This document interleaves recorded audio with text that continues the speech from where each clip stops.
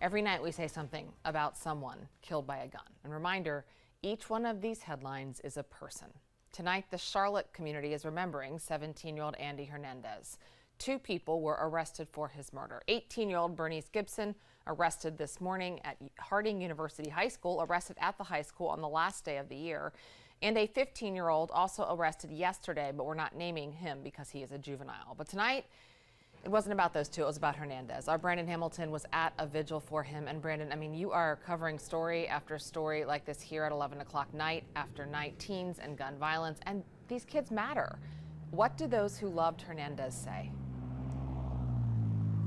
Well, Molly, just last night here at 11, I stood here and talked about how to get guns out of the hands of teenagers. And tonight, that conversation continued at the vigil while also remembering the life of a 17-year-old.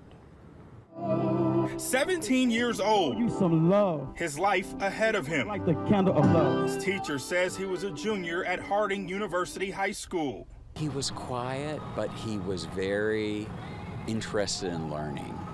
He liked the arts. Andy was one of those kids I felt that would have made a difference. Saturday, CMPD says Andy Hernandez was shot and killed in West Charlotte on Leek Street. CMPD arrested 18-year-old Bernice Gibson, a Harding High School student, and a 15-year-old. Both are charged with Hernandez's murder.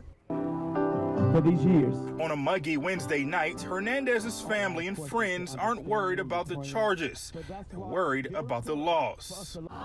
Memories were shared. Yeah, he beat us. Yeah. But me and my brother we always boxing and he always beat me up. These hugs and tears, a sign of the pain that's all too familiar in our communities. We're all heartbroken. This could have been prevented, I think. A new mission now for Hernandez's family. Lopez says they will push for change to stop gun violence. We want to pressure our lawmakers to do something about it in the wake of all the tragedy that we've experienced these past couple of weeks. And now it's hitting on our doorstep and we're absolutely torn apart. The charge to everyone: keep Andy in their hearts forever and be the change.